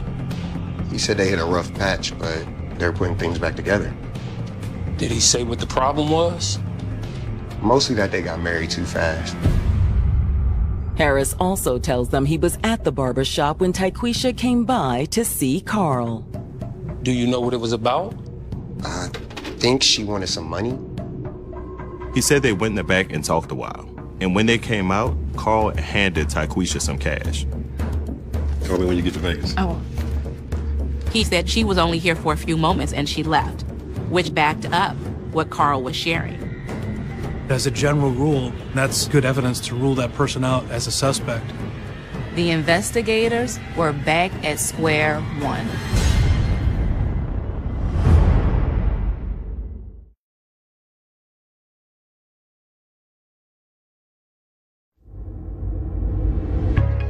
Detectives investigating Tyquisha Myers' murder have all but ruled out her husband, Carl Mays. When they interviewed the barber that worked in the shop with Carl, he backed up what Carl was sharing. So he gave her the money and she left. Yeah. Which is exactly what Carl had told them in his statement. But the next morning, when detectives received the results of the autopsy, the findings indicate that the murder must have occurred soon after she left the shop. The medical examiner places Tyquisha's time of death on the afternoon of the 14th. To determine where she'd gone after she left the barber shop, the detectives subpoena Tyquisha's phone records. Phone evidence, and it's probably a lot better now, but in 2006, you could actually track someone by their phone. Then, while waiting for Tyquisha's cell provider to respond to the subpoena, detectives reach out to her family in Las Vegas. When they do, they learn that Tyquisha's mother is already in Long Beach. After informing Tyquisha's mother that her daughter is dead, they arrange for her to come into the station and give them a statement. First off, I want to say sorry for your loss. Thank you. Assume you drove in from Las Vegas as soon as you realized she was missing. No, I was already in town. Tyquisha's mom said she and Tyquisha had been in the area for a few days prior to her disappearance. She came back to attend a friend's funeral, but she still had issues with Carl that she had to settle. What sort of issues? Well, I think he owed her money. Her statement echoes Carl's. However, Tyquisha's mom does add some new information about the day her daughter disappeared. Tyquisha's mom dropped her off at the barbershop. And she left with you? No. She said she didn't know how long she would be. She stated that Tyquisha was planning to see another friend in Long Beach after she left Carl's. She said she would either get a ride with them or Carl would take her. That was the last time she heard from her daughter. Tyquisha's mother says she first realized something was wrong when Tyquisha wouldn't answer her phone.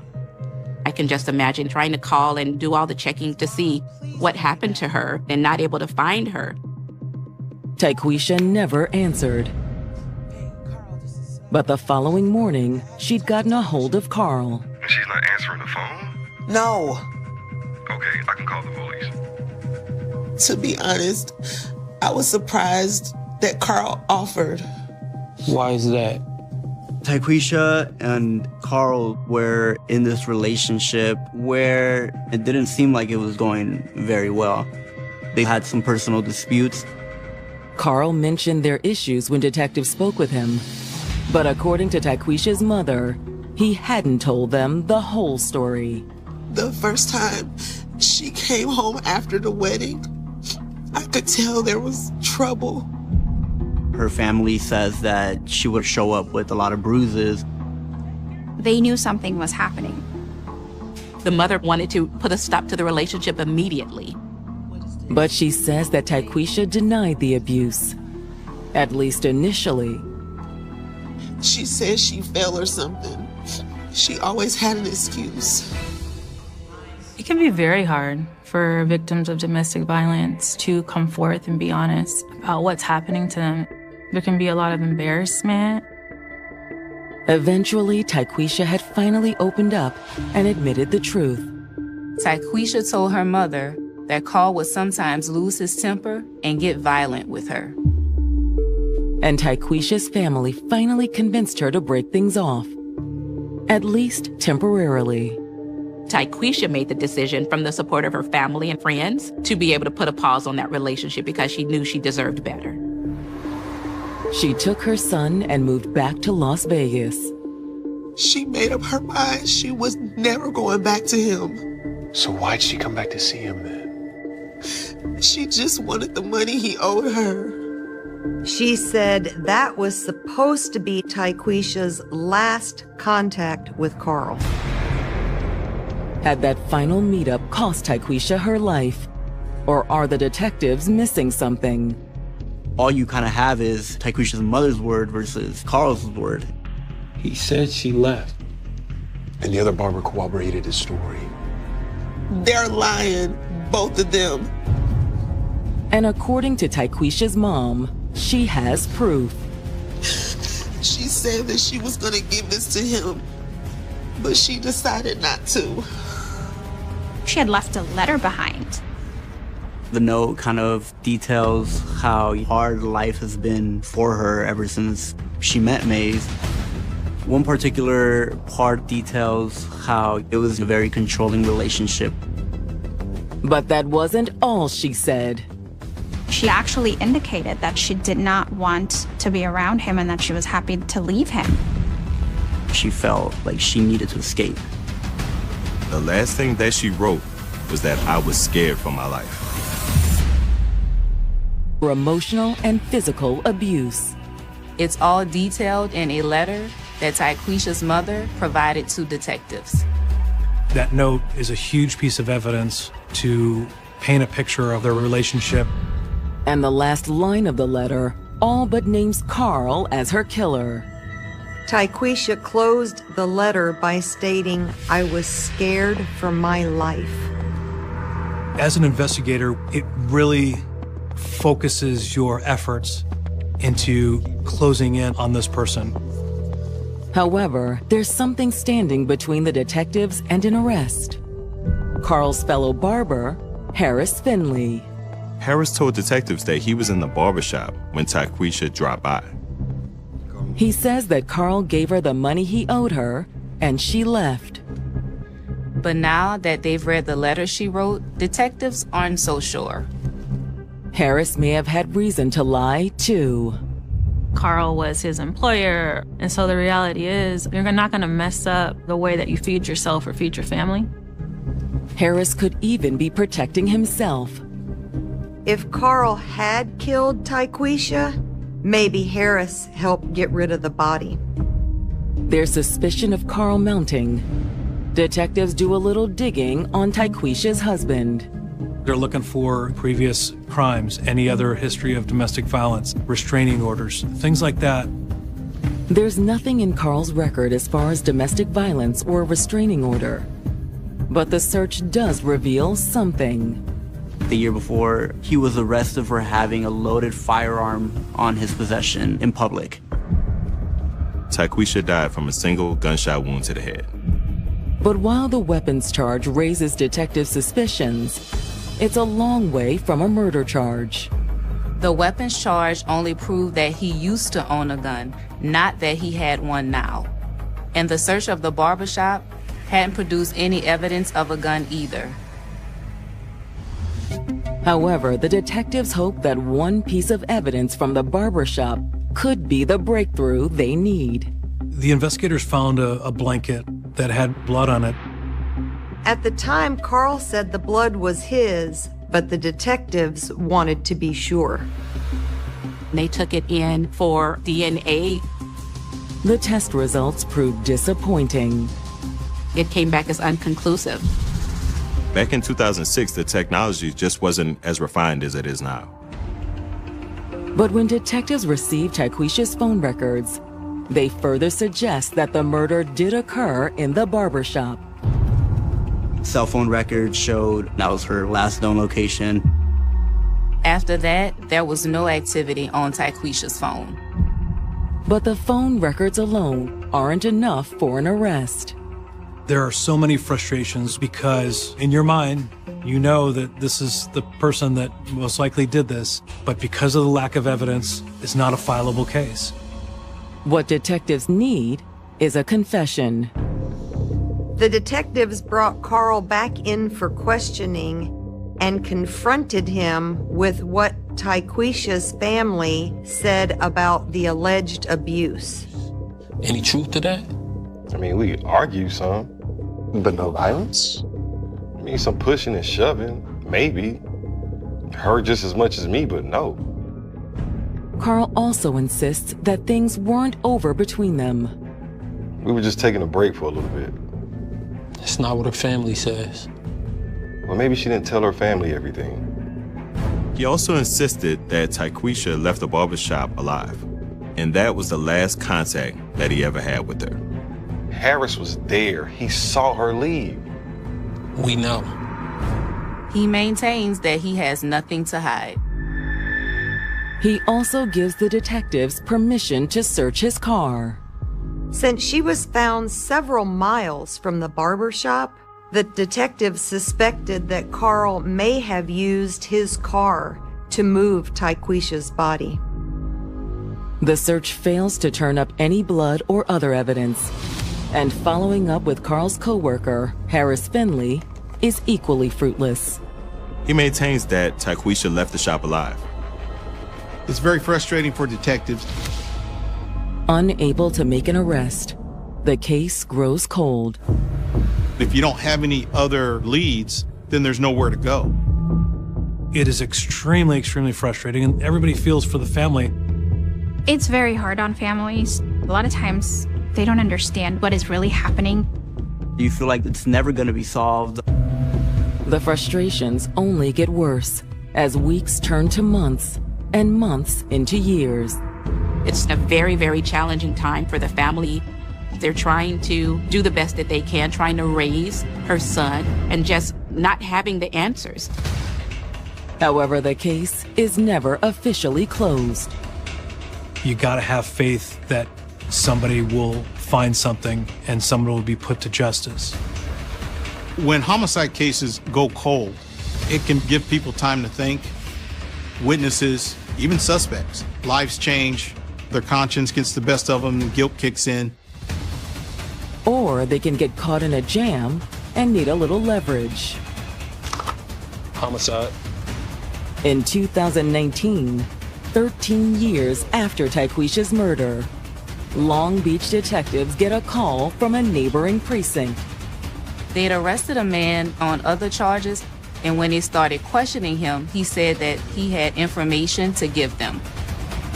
The man they had in custody was Carl's friend, Harris Myers, and dumped her body along a bike path in Long Beach, California. And investigators have never made an arrest. As long as the suspect is out there running free, the case stays open. But now, detectives may have finally caught a break when Harris Finley is arrested on an unrelated charge. 13 years earlier, Harris had provided an alibi for Tyquisha's husband, Carl Mays. Out of the blue, Harris had started talking about Tyquisha's murder. Harris be like, hey, well, if I tell you this, would it potentially reduce my charges? When police hear what Harris has to say, they reach out to the Long Beach detectives, who are anxious to talk to Carl's old coworker. When a witness comes forward after years of a case being cold, you take that statement. Harris is booked on other charges while detectives drive over to interview him. And this time, he has something very different to tell the detectives. He said that Tyquisha never left the barber shop.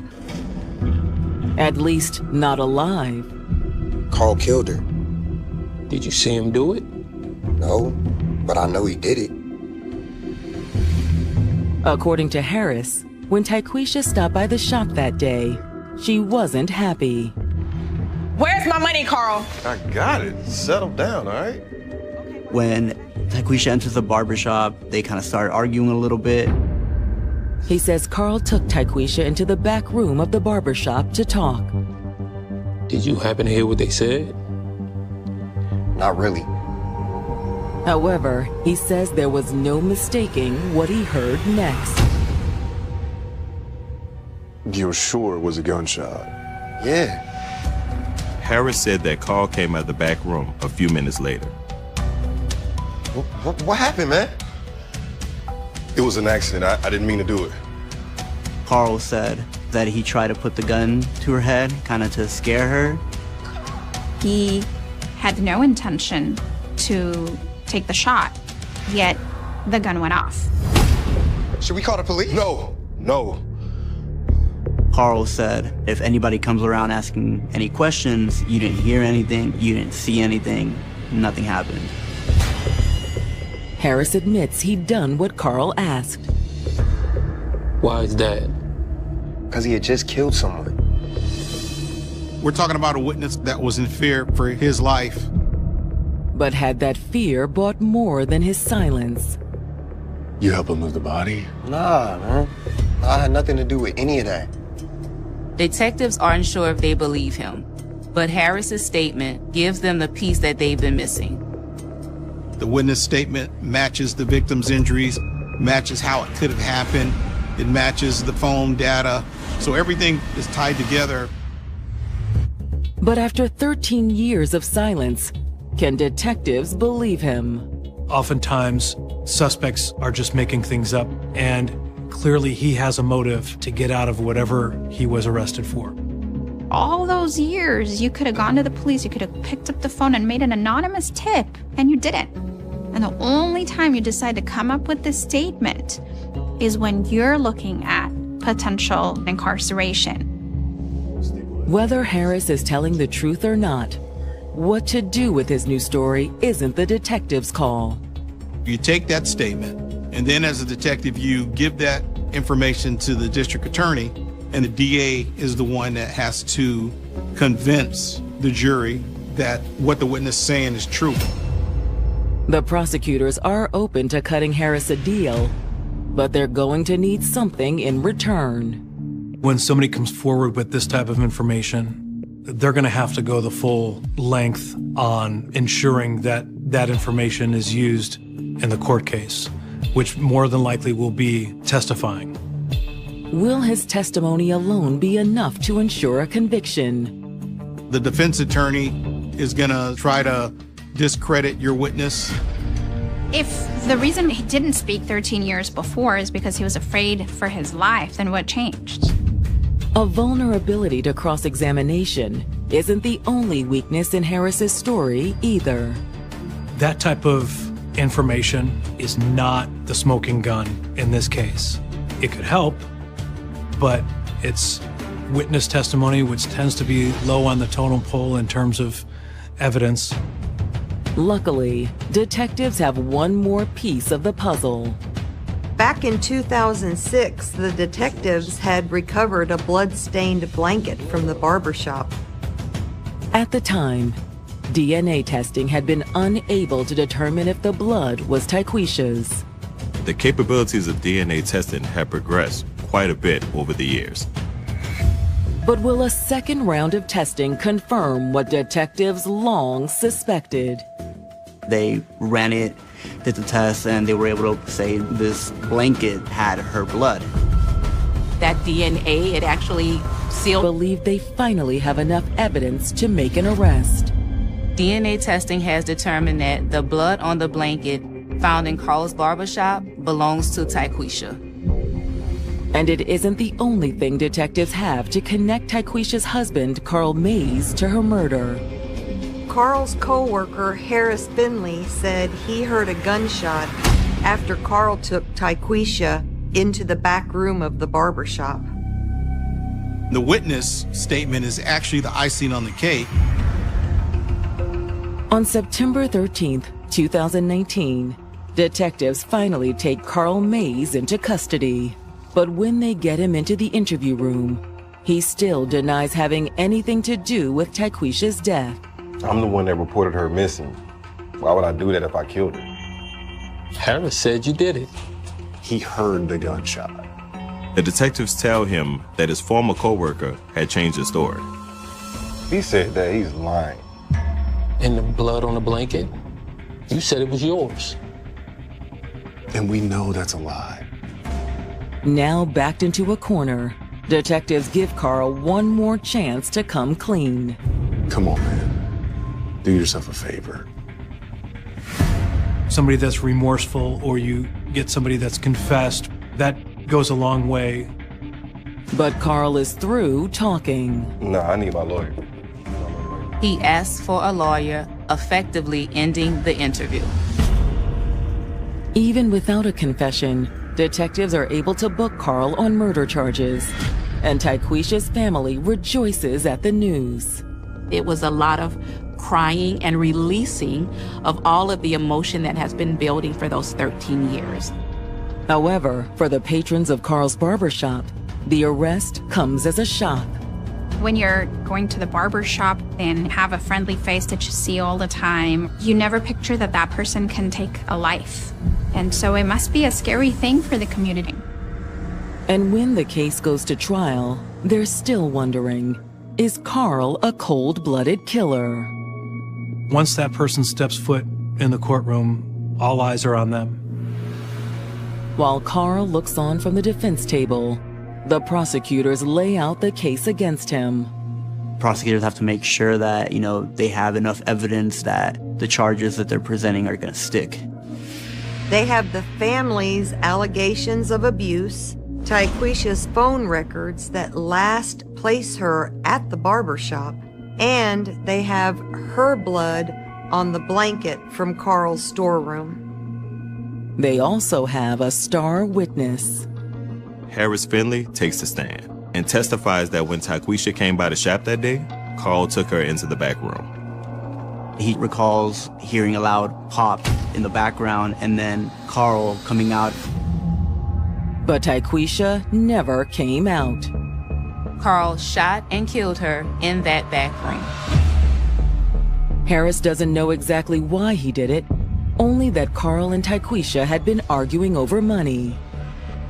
However, the prosecution believes that money was only part of it. I need my money, Carl. If you wanted something from me, you should have stayed. He could have been holding in some kind of anger or rage. until it suddenly and violently came boiling out. Just give me my money, Carl. Okay, I'll give you something. That's when he shot her. The DNA, the phone records, and Harris's testimony. According to the prosecutors, it all points to Carl as Tyquisha's killer. Basically, they tied everything together in this neat little bow. But when it's the defense's turn, Carl's attorney does his best to pull at any loose threads. As the prosecutors predicted, the defense tried to discredit Harris Finley's testimony. The defense in this case really focused on that. May's attorney brought up how convenient it was for this guy who was facing charges for something unrelated to now bring up this murder 13 years later. All the while, according to the defense, Tyquisha's real killer walked free. What May's attorney was essentially trying to argue was that police dropped the ball again and again. They weren't diligent enough to go and find who actually did this. When the case goes to the jury, they find Carl guilty of second-degree murder. The reason you get second degree instead of first degree is because they just couldn't prove intent. It might have been an intentional killing, but it might have been more in the heat of the moment. The DA's office works off of the evidence that they can prove in court, and we're lucky they didn't get just manslaughter. When it comes time for sentencing, the family argues in favor of the maximum sentence. It's one thing for a crime to be a heat in the moment and you have immediate remorse, but it's another thing to not come forth and be honest about it. So there's a significant amount more of malicious intent. And Tyquisha's mother had some harsh words for her daughter's killer. Her mom pointed out that she wasn't gonna forgive him. He took her baby away from her, and that each year that he spends in jail, she hopes that haunts him. But it's Tyquisha's own words that have the most impact. Her sister took to the stand and read from the letter Tyquisha wrote to Carl prior to her death. It was essentially describing in detail why she couldn't bear to continue the relationship with Mays and why she wanted this new life, this new start.